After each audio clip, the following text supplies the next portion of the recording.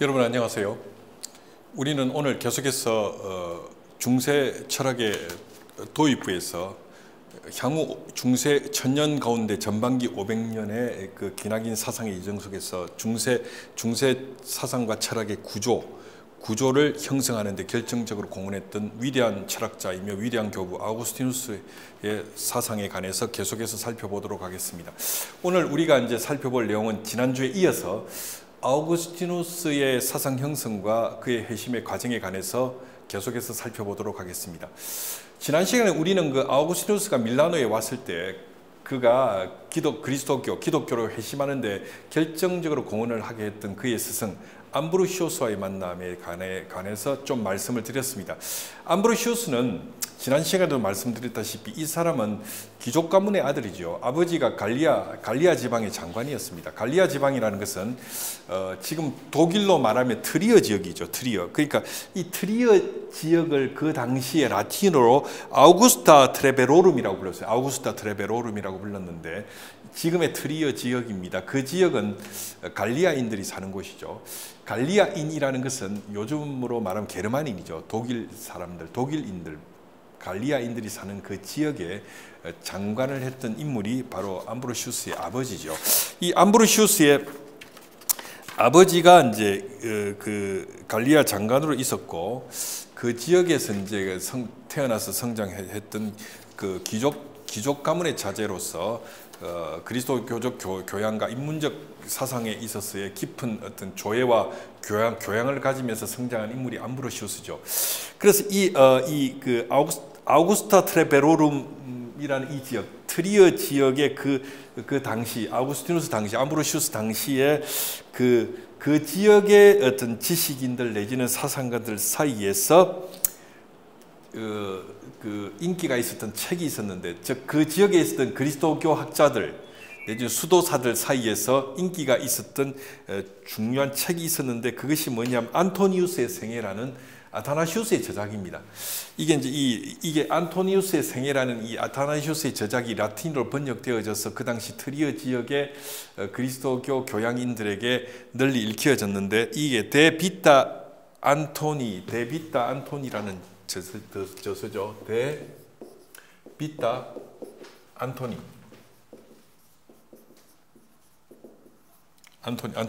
데비타 안토니라는 저서죠.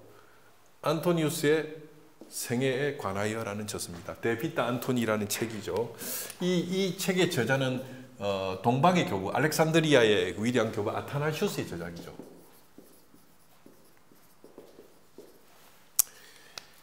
이 저서가 이제 그 당시 트리어 지역에 있는 그리스도교 교양인들 수도사들에게 굉장히 인기 있게 읽혀졌던 책입니다. 이 책의 내용은 수도 생활의 어떤 그 수덕에 관한 완덕, 수도 생활의 어떤 덕성, 덕행, 내지 완덕에 관한 내용을 담고 있는 책이죠.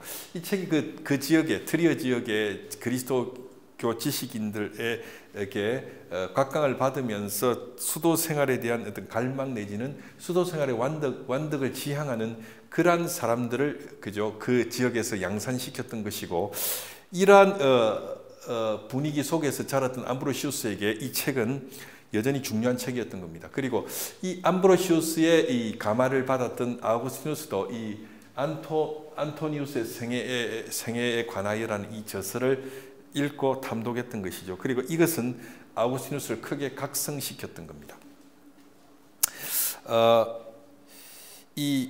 그래서 이 책을 읽으면서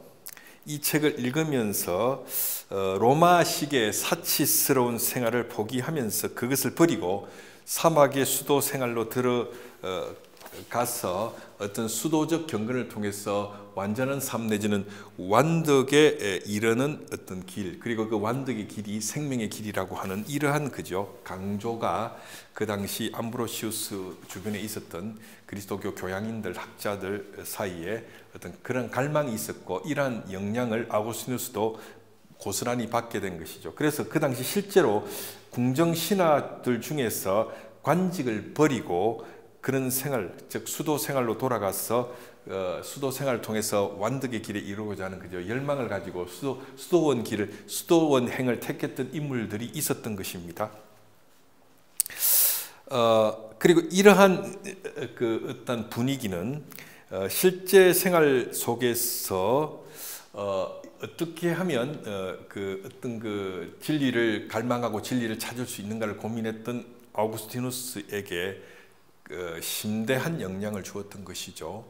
그래서 아우구스티누스가 기독교를 개종하기 어떤 직전과 직후에 굉장히 강한 영향력을 주었던 한 권의 책을 꼽아보라면 바로 아타나시우스에 져서 안토니우스의 생애에 관하여라는 이 저작이지요.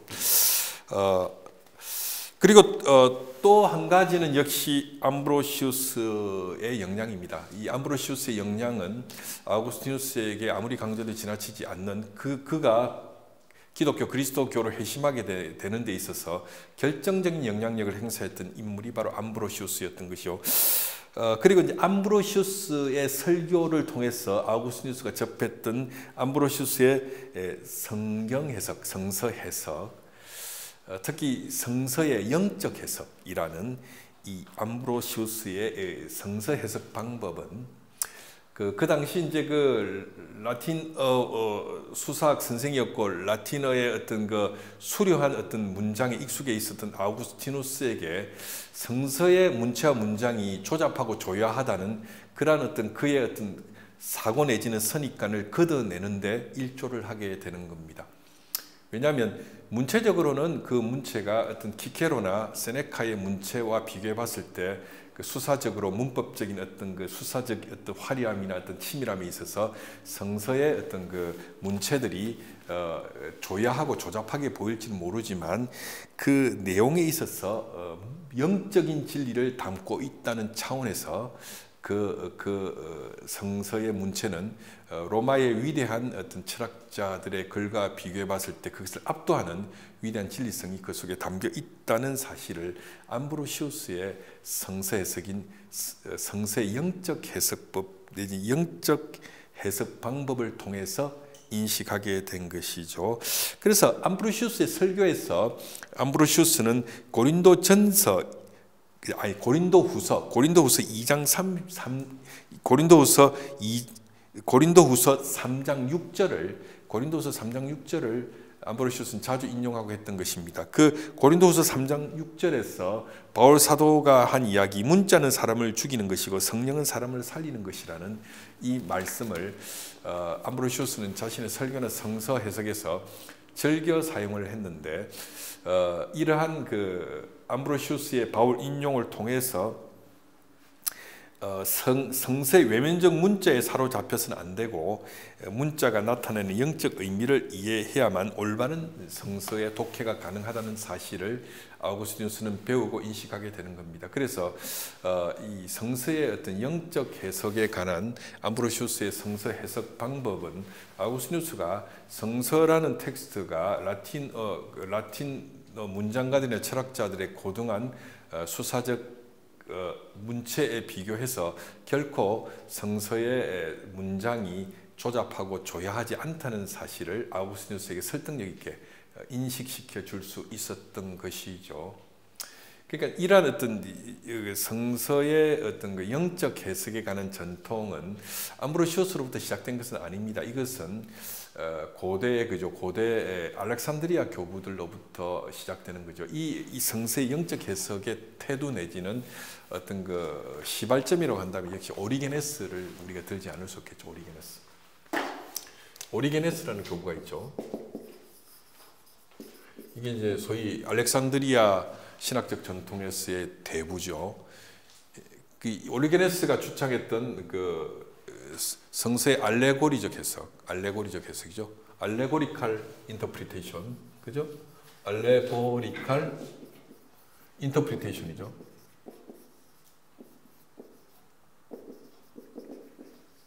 그죠? 알레고리적 해석입니다. 성서의 알레고리적 해석이라는 그 신학적 전통이 있는 거죠. 성서 해석의 전통이 있는 거죠. 이것이 바로 오리게네스와 알렉산드리아 학파의 그 그 성경 해석 방법입니다. 그리고 이 전통은 알렉산드리아의 오리게네스와 그의 학파들에 의해서 주창된 이래로 그 오랜 전통 속에서 전수되어져 내려오던 전통이죠.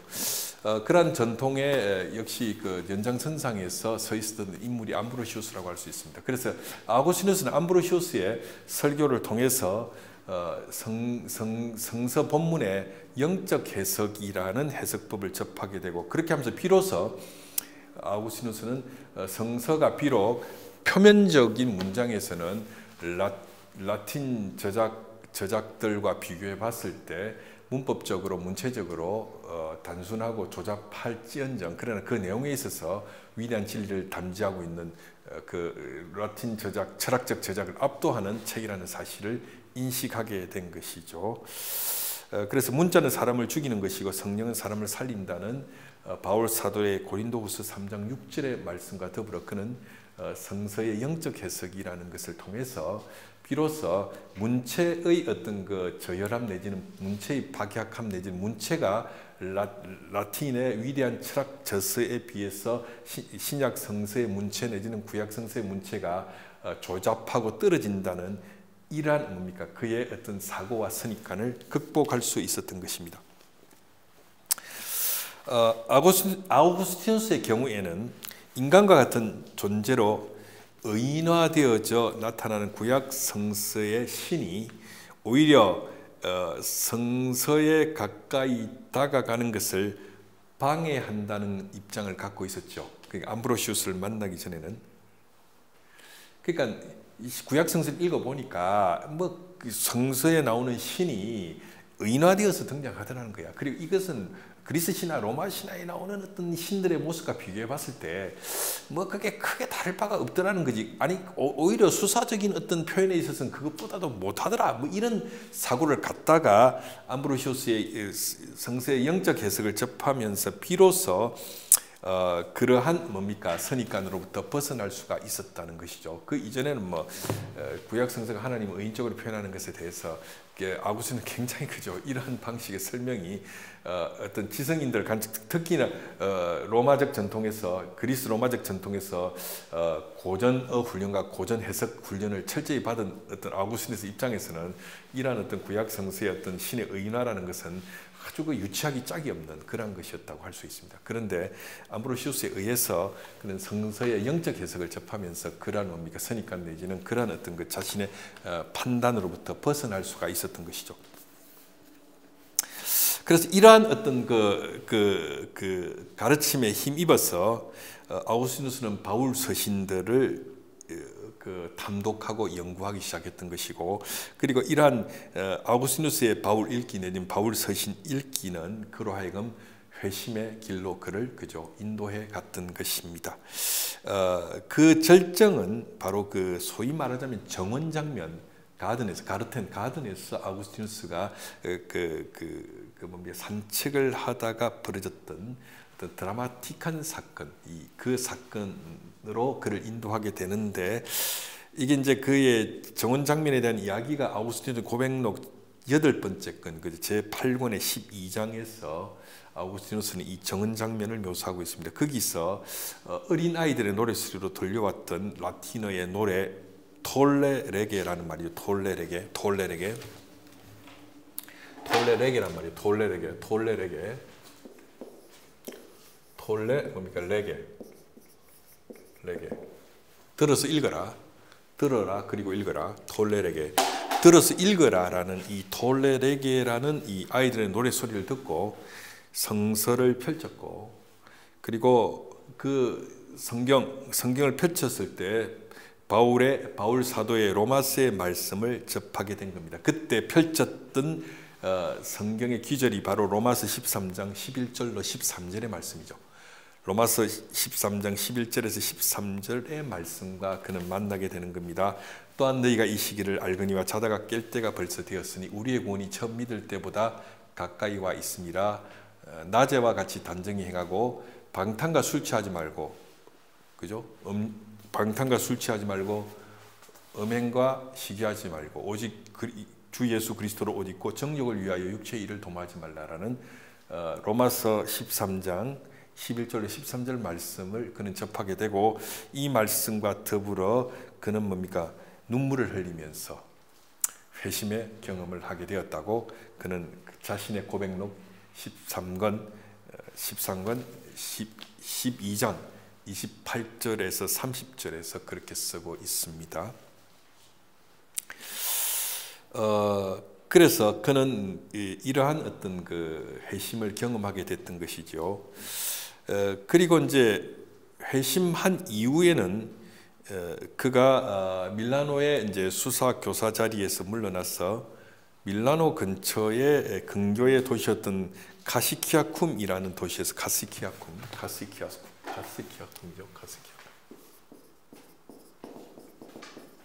이 카시키아쿰이라는 도시에서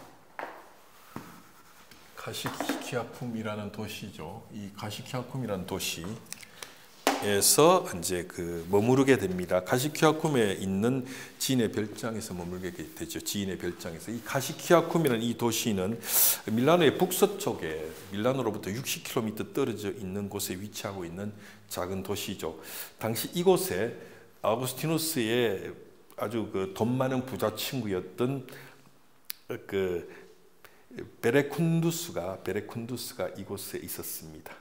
이 베레쿤두스가 이곳에 이제 별장을 가지고 있었는데, 이 자기의 돈 많은 부자 친구 베레쿤두스의 별장에서 머물렀던 겁니다. 그래서 이 카시키아쿰이라는 이 도시를 오늘날은 카타델라 아고스티아나라 해서 아우구스티누스의 도시라고 부르죠. 카타델라 아고스티아나라고 해서 아우구스티누스의 도시라고 부릅니다. 이곳 카시키움에서 머무르면서 어머니와 젊은 친구들과 함께 그 이듬해 그의 회심이 있었던 386년 그 이듬해인 387년 이 부활절 기간의 세례를 준비하는 수행생활 내지는 그 경건생활 내지는 수도생활을 했던 것으로 알려져 있지요. 그리고 이제 이곳에서 쓴 그의 저작이 오늘날 남아 있는 그의 초기 저작들로서 카시키아쿰 저작이라고 불립니다. 카시키아쿰 저작이라고 불리죠. 또한 이 무렵부터 집중적으로 시도한 성경 연구 내지 성서 연구는 그의 그리스도교 신자로서의 영적 성숙을 이루는데 큰 도움을 주었고, 그의 내면의 기독교 사상을 형성해 나가는데 이곳에서 연구한 성경 연구가 큰 도움을 주었던 것입니다. 그리고 나서 그는 이제 세례를 받은 후에 고향으로 돌아가는 배를 기다리는 동안에 그 세례를 받고 고향으로 돌아가는 배를 기다렸던 항구 도시가 바로 오스티아라는 항구 도시인데, 이 오스티아에서 어머니 모니카가 세상을 떠나게 되는 것이죠. 그래서 고백록의 자전적 서술은, 그러니까 아우구스티누스의 고백록에 등장하는 그의 자전적 서술은 여기에서 끝나지요. 어머니의 죽음까지를 기록하고 있습니다. 이게 고백록 제13권까지 이어지는 그죠. 아우구스티누스의 자전적 기록이죠. 그리고 나서 그는 그의 회심의 이후에 이제 일어났던 여러 가지 이제 사유와 사상에 대해서 고백록에서 쓰고 있습니다. 그래서 고백록에서는 13권까지 그 자신의 자전적 고백이 이루어지고 있지만, 그러나 아주 구체적이고 집중적으로 자전적 고백을 쓰고 있는 부분은 제9권까지죠. 제9권에서 어머니의 죽음까지가 이야기되고, 거기에서 어머니 죽음으로 그 자전적인 그의 저술은 마무리가 되는 겁니다. 그래서 이제 귀향 후에는 고향으로 돌아간 후에는 친구들과 함께 그리스도교적 연구 생활을 하게 되는데, 마침 그 당시에 후계자를 찾고 있었던 히포의 주교 아우렐리우스의 눈에 아우구스티누스가 띄게 되는 겁니다. 그래서 그 히포에서 사제가 되고, 그 후에 396년에 그죠? 그 아우구스티누스는 그 아우렐리우스의 후임자로 히포의 주교가 되었던 것입니다. 그래서 처음에는 아우구스티누스가 철학자로서의 삶을 영위하고 싶었지만 일련의 계기로 인해서 그는 아우렐리우스의 눈에 띄어서 히포의 주교가 되었던 것이죠. 그래서 이제 그 히포의 주교로서 그의 생애를 살아가면서 우리가 잘 아는 그런 사역들을 하고 위대한 신학적 저술들을 남기게 되는 겁니다. 아우구스티누스는 430년에 북방의 반달족이 히포 지역, 즉 북아프리카 지역으로 침입했을 때 그때 세상을 떠나게 되는 것이죠. 이쯤에서 우리는 그 아우구스티누스의 생애와 관련해서 좀 더 좀 더 주목하면 좋을 두세 가지의 내용을 좀 언급하고 싶은데요. 먼저 첫째로는 그가 태어난 지역은 타가스테라는 것이죠. 이미 말씀드렸습니다. 그의 태어난 지역은 타가스테고요. 그리고 그가 학업을 하기 위해서 공부를 하러 가는 도시는 카르타고입니다. 타가스테에서 태어나서 카르타고에 공부를 하러 간 거죠. 그 후에 로마로 가서 이제 자기의 수사학적 능력을 가지고 로마로 가서 이제 뭔가 성공을 하려는 어떤 행보를 하고 있다가 그리고 로마에서 밀라노로 돌아와서 거기서 황실의 수사학 선생이 되죠. 그래서 황실의 교사가 되고 그리고 거기서 뭡니까? 암브로시오스를 만나서 회심을 하고 그리고 그리스도교로 회심하고 고향으로 돌아가서 히포의 주교가 되는 것입니다. 그런데 이러한 일련의 과정, 타가스테에서 태어나서 카르타고에서 학업을 진행하고 그리고 로마와 밀라노로 주유해서 그리고 그의 고향으로 돌아오고 그리고 히포의 주교까지 되는 이러한 일련의 과정, 아우구스티누스의 생애의 어떤 과정, 즉 그가 생애를 보냈던 장소는 재미나게 경도상으로 거의 같은 선상이란 같은 경도 선상에 있는 도시들이죠. 그 같은 경도 선상에서 아우구스티누스는 주유했던 겁니다. 이것은 그와 동시대에 살았던 또 한 명의 위대한 교부 그 히에로니무스, 제롬이라고 해요. 제롬이라는 이 교부와 비교해 본다면 제롬이 그 아우구스티누스의 동시대의 인물 아닙니까? 제롬이죠. 제롬이라는 이 교부가 있죠. 제롬, 이 위대한 교부죠. 이 제롬이라는 교부죠. 이 동시대의 교부인데 이 제롬하고 비교해 본다면 상당히 뚜렷한 콘트라스트를 이루는 겁니다. 그러니까 이제 아우구스티누스가 동일한 경도상에 있는 도시들을 주유하면서 공부하고 생활했다는 것은요. 아우구스티누스는 지중해 동서가 하나였던 시대에 지중해 동쪽과 서쪽이 하나였던 시대에 태어나기는 했지만 주로 서쪽에 라틴 세계, 그죠? 로마를 중심으로 서쪽에 있는 도시에서 그저 생활하고 활동하고 공부하고 살았던 인물이라는 것이죠. 그런 의미에서 아우구스티누스의 철저한 라틴적 성향 내지는 서방적 성향을 보여주고 있는 겁니다. 그 당시 지중해를 중심으로 동방과 서방이 그저 하나가 되어 있었던 세계였기 때문에 어떻게 보면 동쪽으로 대변되는 동방교회와 서쪽으로 대변되는 서방교회가 하나의 교회를 이루고 있었던 시절이죠. 그럼에도 불구하고 그의 공부했던 그 지역을 보면 라틴 지역의 도시들을 주유하면서 공부를 했기 때문에 철저하게 아우구스티누스의 신학적 성향은 동방적이라기보다는 서방적이고, 그죠? 그다음에 헬라적이라기보다는 라틴적인 성향을 가진 인물이라는 사실을 여기에서 우리는 알 수가 있는 거죠. 그래서 그런 의미에서 아우구스티누스는 서방교회의 최대 교부죠. 라틴 교회의 전통이 낳은 최대의 교부가 아우구스티누스라고 할 수 있을 겁니다. 두 번째 우리가 이제 그 아우구스티누스 생애와 관련해서 주목해 봐야 될 두 번째 차원은 학업을 했던 그 카르타고라는 도시에서의 그의 생활이죠. 카르타고는 포에니 전쟁에서 로마와 싸우다가 결국 패배하고 지중해 패권을 넘겨주게 된 그 나라죠. 그 나라의 도시, 나라죠. 카르타고 도시국가니까 나라죠. 포에니 전쟁에서 이제 로마와의 전쟁에서 패함으로써 이 지중해 패권을 넘겨준 도시입니다. 원래 이 카르타고는 페니키아계의 도시이자 아프리카적인 그 정서를 가진 아주 사상과 상업이 성행했던 아주 활동적이고 열정적인 도시죠. 그래서 아우구스티누스가 살았던 시대에 그리스도교는 이미 로마의 국교가 되어 있었고 로마 황제는 그리스도 교도였습니다. 그래서 카르타고에도 박해 시대부터 유명한 그리스도교 사상가나 주교들이 그 지역에서 배출되곤 했던 도시죠.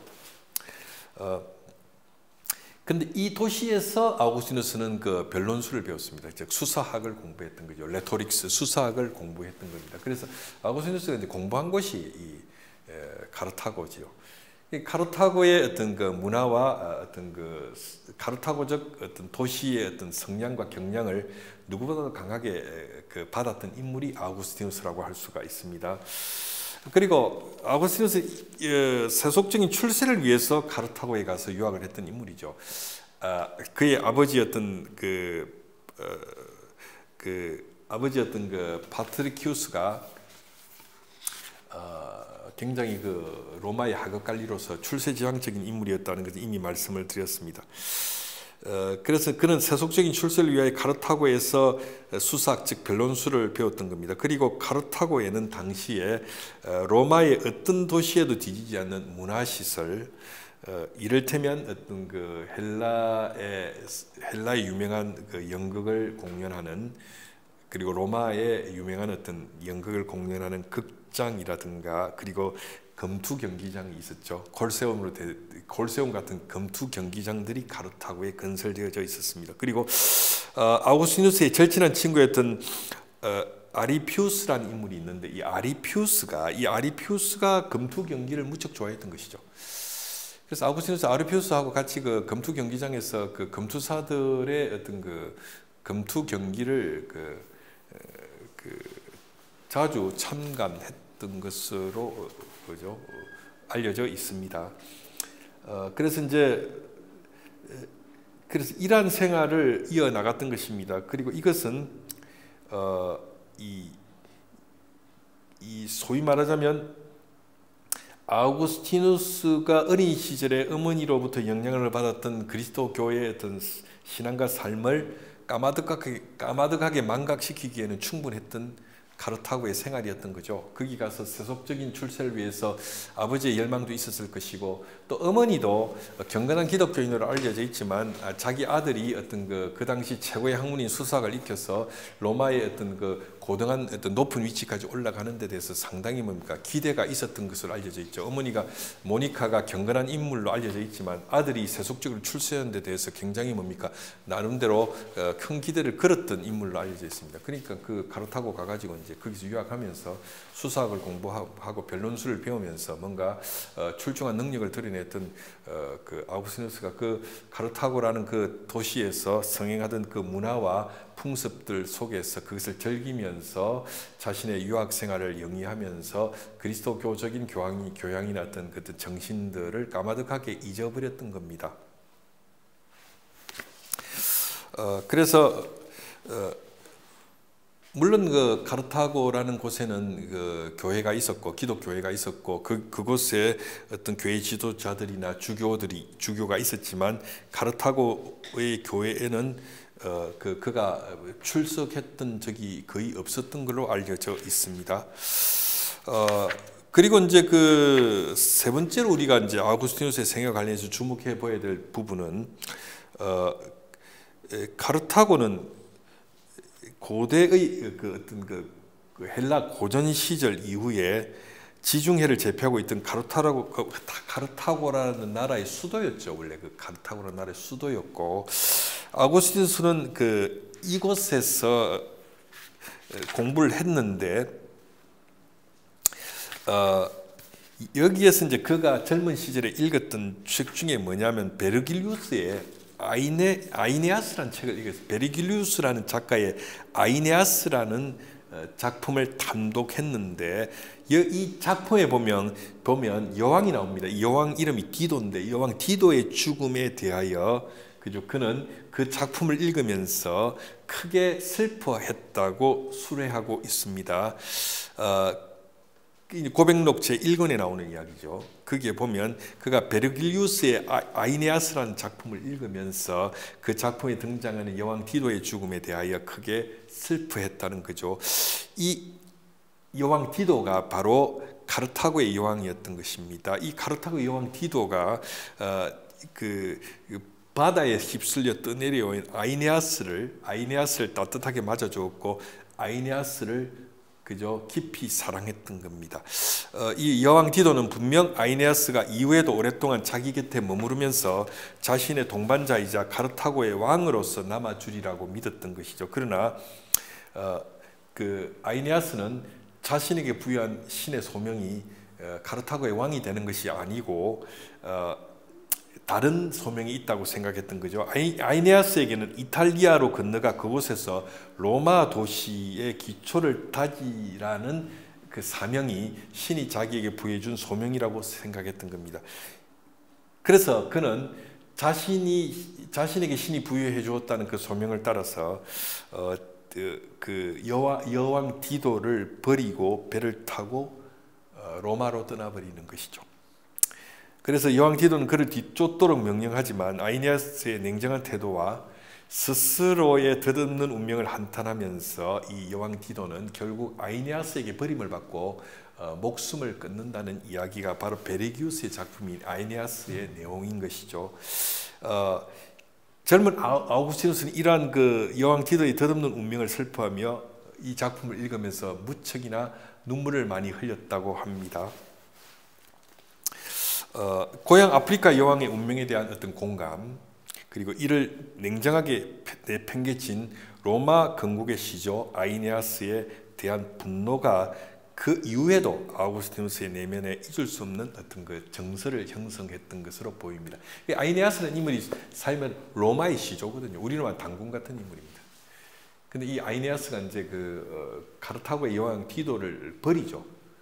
표리에서 그 카르타고 가서 그를 맞아주고 그를 사랑했던 거죠, 이 여왕 디도가. 그런데 그의 연인이었던 여왕 디도를 버리고 로마로 가서 로마를 건국하는데 철저하게 아이네아스가 이제 이 북아프리카의 여왕인데 아이네아스에게 버림을 받는 겁니다. 이 이야기는 어떻게 보면 그쪽 지역의 출신이었던 그 아우구스티누스에게는 어떤 의미가 좌절과 슬픔과 분노를 형성시켰을 거라고 학자들은 보고 있죠.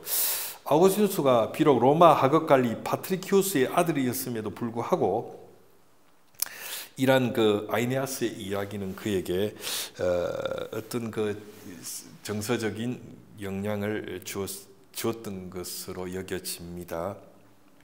그래서 로마는 아우구스티누스에게 어디까지나 그의 출신지인 아프리카에 대한 정복자이자 지배자일 뿐이라는 어떤 그런 정서를 이 베르길리우스의 작품 아이네아스가 아우구스티누스에게 어떤 그러한 정서를 형성시키는데 일조를 했던 것이죠. 그러니까 이런 겁니다. 북아프리카 태생으로서 그의 아버지가 로마의 하급 관리였지만 그쪽 지역에서 출생한 인물이라서 물론 로마는 초기에는 로마인들에게만 로마의 시민권을 주었습니다만은 로마 제국이 이제 강성한 세력권을 뻗쳐서 나가면서 중기로 넘어오면은 그 비로마 지역에 있는 사람들에게도 로마의 시민권을 줬던 거죠. 그러나 로마에 있었던 로마 시민의 관점에서 보면 그쪽 시민들은 로마의 시민권을 갖고 있어도 2등 시민, 3등 시민 이런 것이죠. 그러니까 뭡니까? 정복 지역에서 로마의 시민권을 가진 어떤 그 지역 사람들이 갖는 차별의식 같은 것들이 분명히 아우구스티누스에게도 있었을 겁니다. 우리가 여러분 일제시대 생각하면 쉽게 이해할 수 있죠. 일본 사람들이 황국 시민이라고 해가지고 일본 군국주의가 지배하는 그 지역에 황국 시민이라고 해서 내선일체라고 해서 일본 사람들과 식민지 피지배 사람들이 하나의 어떤 그 일체된 하나의 어떤 민족이라는 식으로 떠들고 선전했지만 여전히 일본인들은 조선 사람들이나 어떤 피지배 지역에 있었던 사람들을 멸시하지 않습니까? 그런 정서가 있었고 그런 정서를 대변하는 그 소위 말하는 베르길리우스의 소설이 아이네아스였던 것이고 이런 것을 북아프리카의 타가스테 태생으로서 이러한 소설을 읽었던 아우구스티누스는 100% 200% 공감할 수 있었던 것이죠. 그러니까 우리 지역의 그 아름다운 여왕을 그 로마의 시조라는 녀석이 그저 철저히 이용해 먹고 버리고 떠나버렸다. 이런 것들이 아우구스티누스의 내면 속에는 어떤 그 로마에 대한 반감적 정서 내지는 로마인이지만 아버지가 로마의 시민이었으니 로마인이지만 그럼에도 불구하고 로마에 대한 양가적 감정을 갖고 있었던 아우구스티누스에게는 충분히 이 아이네아스는 이 소설은 그의 정서 속에 어떤 그 양가적 감정을 갖는데 결정적인 역할을 했던 것이죠. 그래서 로마 유력 가문들로부터 느끼는 소외감은 분명 그의 내면에 오래도록 남아 있었을 것입니다. 로마는 그리스도교 신자인 황제를 받아들였지만 아우구스티누스에게는 역시 여왕 디도를 외면해버린 아이네아스에게서 비롯되는 어떤 그런 도시로서 그리고 그 아이네아스의 뒤를 이어서 로마를 세우는데 결정적으로 공헌한 로물루스가 그 자신의 그 아우를 살해하지 않습니까? 그 아이네아스가 로마의 시조라면 그 시조로서 그 역할을 했다면 그 뒤에 이제 그 아이네아스에 이어서 로마를 건국하는 로물루스가 있는데 이 로물루스가 자기의 동생을 살해하고 로마를 세우는 것이죠. 그래서 이 아이네아스에게 비롯되어서 로물루스가 아우를 살해하고 세운 지상의 나라가 바로 로마인 겁니다. 그래서 아우구스티누스에게 로마라는 것은 그런 의미에서 세속적 권력에 있어서 상징적인 도시지만 그 도시는 하나님 나라하고는 대척점에 있는 지상의 나라일 뿐인 것이죠.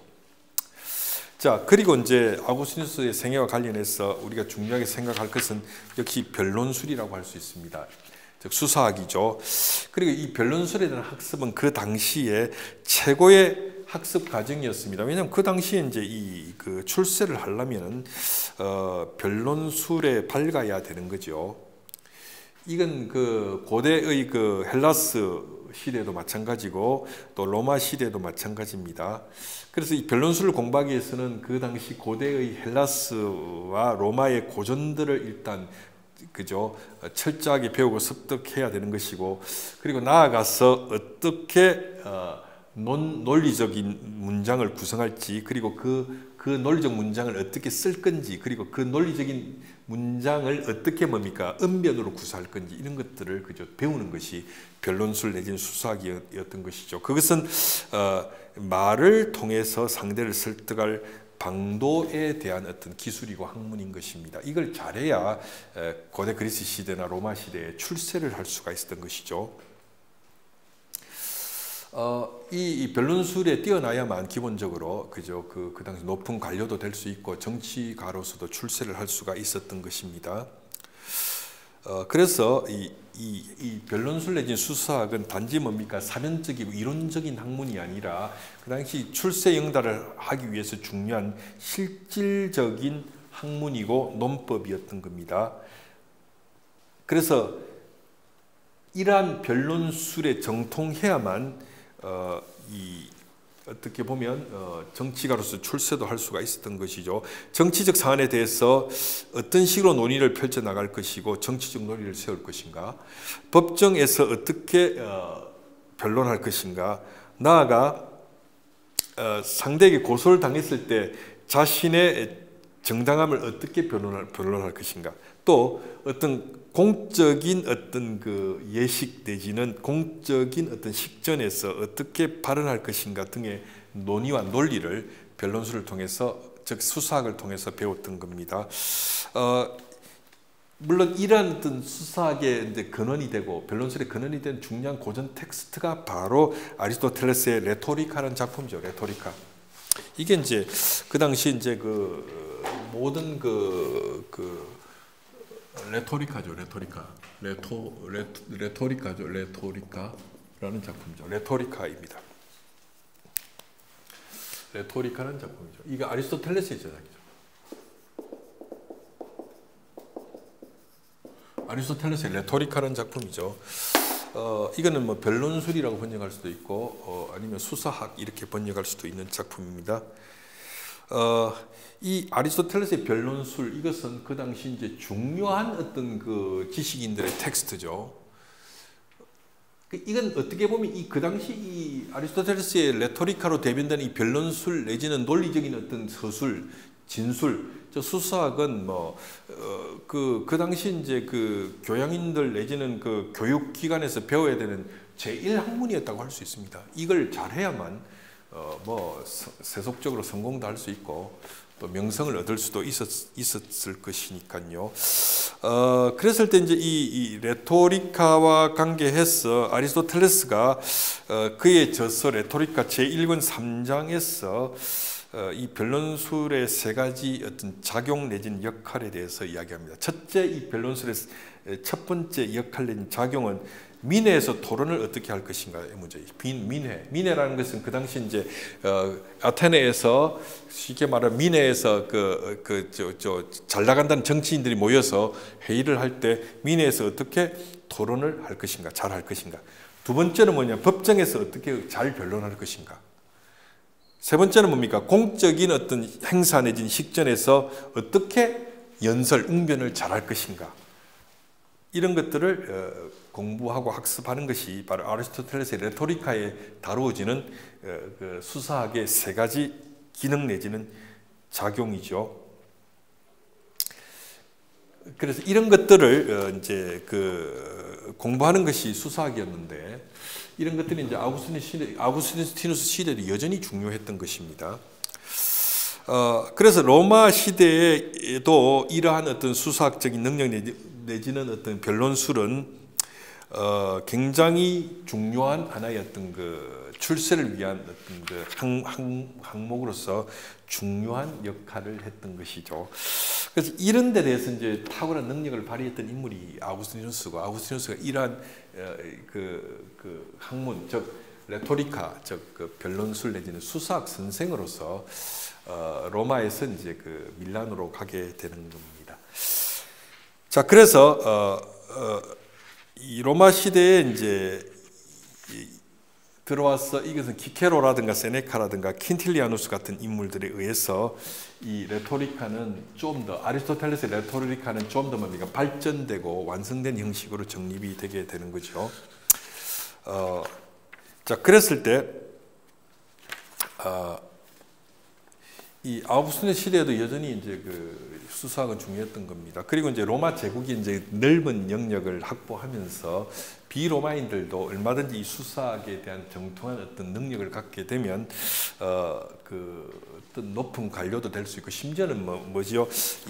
그 로마인이 아닌 변방 출신의 장군들이 로마 황제가 되는 시대였기 때문에 더더구나 이 수사학에 대한 소양과 능력은 곽강을 받던 시절이었다고 할 수 있습니다. 그래서 아우구스티누스 시대는 본고장이 로마인이 아닌 변방의 인물들도 로마 시민권을 받을 수 있는 시대였고, 정치 제도도 크게 바뀌었던 시절입니다. 그래서 변론술을 배워서 변론에 능한 사람은 로마 제국의 관료도 될 수 있었고, 얼마든지 출세할 수 있었고, 지방에서도 고관이 될 수 있었던 시절이죠. 따라서 변론술을 배운다는 것은 당시 최고의 학문을 익히는 것이자, 그리고 뭡니까 출세할 수 있는 길이자, 그리고 권력자가 될 수 있는 그러한 길이 바로 이 변론술 내지는 수사학의 능력의 여부와 직간접적으로 관련이 있었던 것입니다. 그래서 그 당시 이제 그 쉽게 말하면 비르 엘로크벤티시무스라는 게 있죠. 비르 이게 이제 라틴 말로 이게 비르 그죠?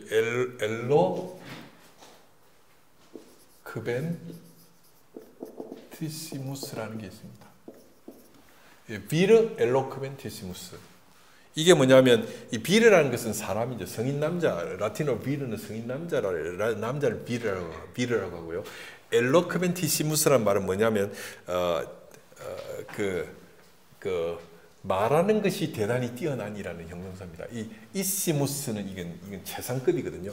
그러니까 번역하면 말하는 것이 가장 뛰어난 사람 내지는 말하는 것이 매우 뛰어난 사람이란 뜻인데, 이게 이제 비르 엘로크멘티시무스, 말하는 것이 대단히 뛰어난 사람이야말로 그 당시 교양의 정점에 도달한 인물들이고 그리고 존경의 대상이었으며 이러한 사람이야말로 그 당시 뭡니까? 권력자도 되고 출세할 수 있었던 것이죠.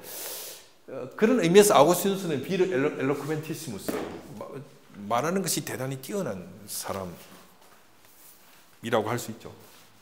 그런 경지에 도달했던 인물이라고 할 수가 있습니다. 그래서 고백록에서는 아우구스티누스의 고백록에서는 변론술 교사였던 시절을 회고하면서 그는 이 변론술 교사로서 명성을 날리던 시절에 대하여 그는 부정적으로 말하기를 그때 뭡니까? 사기를 치는 기술을 내가 팔아먹고 다니던 시절이었다라고 말하면서 이 변론술을 사기술이라고 말을 하고 있습니다. 그래서 이제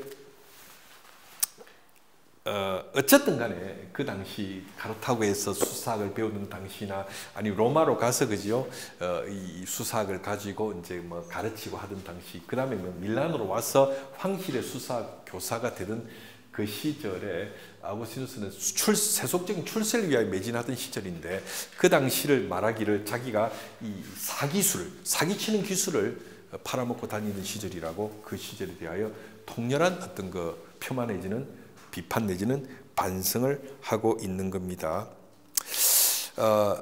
근데 어쨌든 그는 그러한 목표를 향하여 매진했던 인물이죠. 아우구스티누스의 부모 역시 무엇보다도 그저 그 아들이 출세하기를 원했죠. 그리고 이제 경건한 신앙이었던 모니카조차도 아들의 세속적인 출세를 바람하지 않았다고 아우구스티누스는 고백록에서 쓰고 있습니다. 그래서 카르타고의 어머니를 놔두고 로마로 향해서 아우구스티누스가 출세를 하기 위해서 떠난 것이고, 그리고 아우구스티누스의 가슴 속에 분명 수도 로마에서 자신의 그저 능력과 가능성을 시험해 보고자 하는 야심이 있었던 것입니다. 그리고 그 이후에 그는 로마에서 밀라노로 옮겨와서 그 당시 황제가 머물렀던 이 로마 제국의 도시 밀라노에서 수사학 교사라는 명예로운 자리를 얻게 되었던 것이죠. 그리고 이 수사학 교사로서 밀라노의 황실의 그 선생이 될 수 있었던 그 요인은 그 당시 마니 교도의 추천을 받았고요. 그 당시 마니 교도는 전에도 말씀드렸다시피 그리스도교와 함께 지중해를 중심으로 해서 장을 겨루던 세계적인 종교죠. 그래서 이 마니 교도 종단의 추천을 받았고, 그리고 이제 그 당시 이제 기독교인이 아니었던 로마의 유력자고 원로원의 유력한 어떤 영향을 가졌던 원로원 의원이었던 신마쿠스가 밀라노 황실의 수사 교사로서 아우구스티누스를 추천했던 것이죠. 그래서 이제 그 마니교의 지원과 로마의 원로원 의원이었던 신마쿠스의 추천에 의해서 아우구스티누스는 밀라노의 황실의 수사 교사가 되었던 것입니다. 그리고 이러한 그의 밀라노 행은 결국 그곳에서 암브로시우스를 만나게 되면서 이 밀라노 행이 결정적으로 아우구스티누스에게 그리스도교로 회심하는 사태와 사건을 만들게 되는 것이죠. 그래서 이런 것들이 어떻게 보면 아우구스티누스의 고백에 따르면 하나님 신의 보이지 않는 섭리의 손길이었다는 것입니다. 자, 그래서 오늘 우리는 아우구스티누스의 어떤 생애에 있어서 그의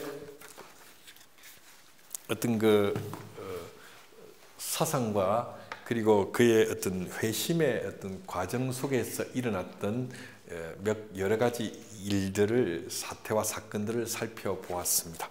자, 오늘 강의는 여기까지고요. 다음 시간에 계속해서 우리가 아우구스티누스의 주요 저작이 무엇인지를 잠시 살펴보고 나서 그의 그 사상에 대해서 계속해서 이어서 살펴보도록 하겠습니다. 자, 여러분 강의를 들어주셔서 감사합니다. 계속해서 다음 시간에 아우구스티누스와 더불어 여러분들을 만나 뵙도록 하겠습니다. 고맙습니다.